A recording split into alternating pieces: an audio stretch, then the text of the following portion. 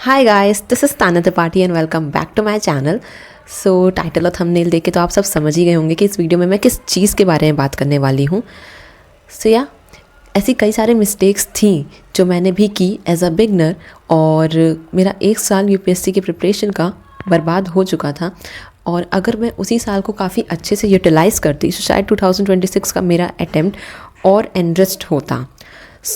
अगर आप भी बिगनर हैं एंड आप भी यूपीएससी के लिए प्रिपेयर कर रहे हो तो एज अ बिगनर मिस्टेक्स को अवॉइड करना चाहिए। जो गलतियां मैंने की, मैं नहीं चाहती कि आप सब भी वो करो। इसीलिए मैं इसे एक वीडियो के थ्रू शेयर कर रही हूँ एंड एज अ बिगनर ये वीडियो आपके लिए बहुत हेल्पफुल होने वाली है, तो आप इसे लास्ट तक ज़रूर देखेगा।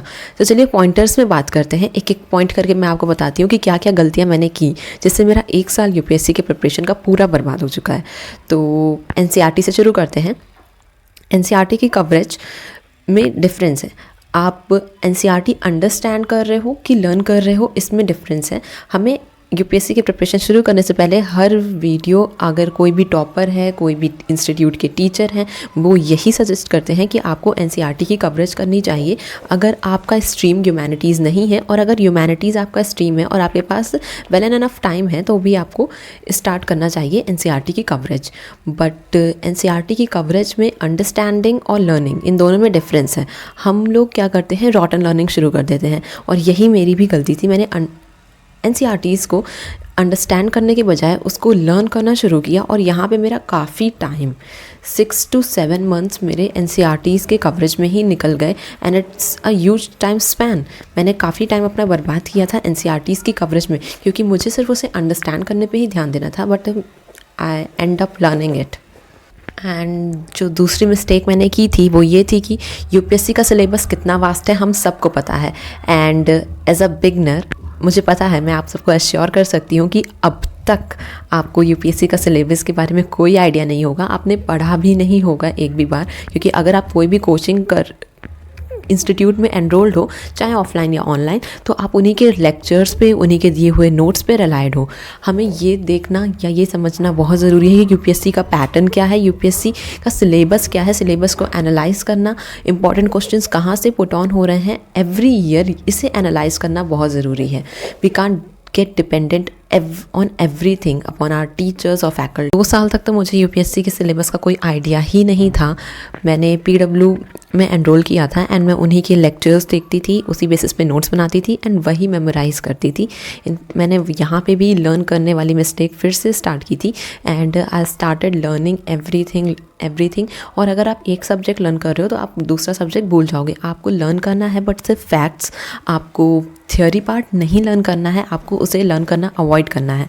एंड यही मिस्टेक मैंने की थी। मैं थ्योरी भी लर्न कर रही थी, फैक्ट्स मैंने लर्न करना अवॉइड किया and I was up to theory की थ्योरी में लर्न कर लेती हूँ तो इसे में मेन्स आंसर्स लिखने में आसानी होगी।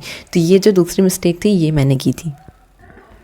तो एंड द थर्ड मिस्टेक ये थी कि अगर आपने कोई भी टॉपिक पढ़ा उससे रिलेटेड आपको क्वेश्चंस तुरंत सॉल्व करने हैं, या फिर मेंस आंसर राइटिंग की प्रैक्टिस भी आपको शुरू कर देनी चाहिए अगर आपने किसी भी टॉपिक की कवरेज की है।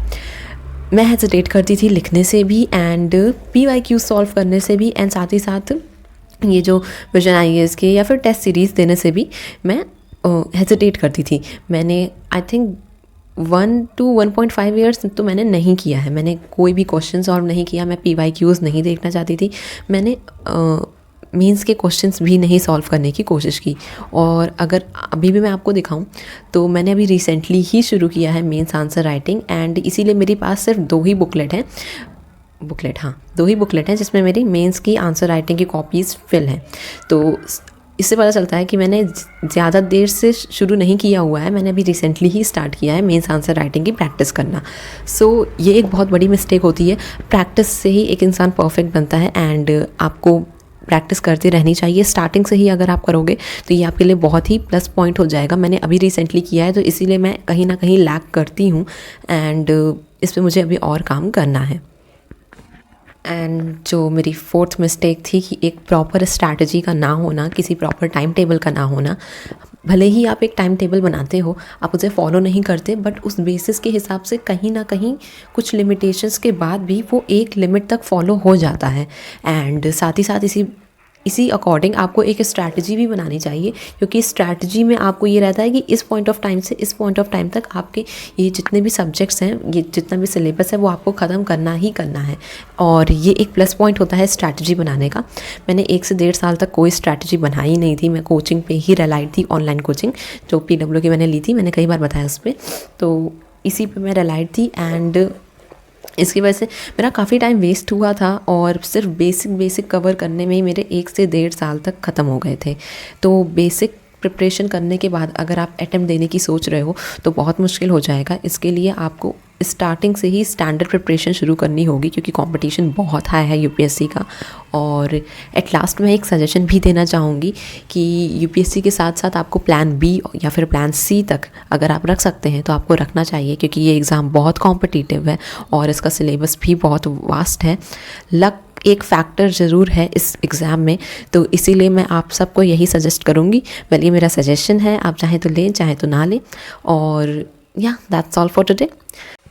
If you find this video informative as well as relevant तो प्लीज़ इस वीडियो को लाइक करिएगा, मेरे चैनल को सब्सक्राइब करिएगा और हो सके तो इस वीडियो को शेयर भी करिएगा। कमेंट में अगर आपकी कोई क्वेरीज़ है तो आप पुट डाउन कर सकते हैं। बाय।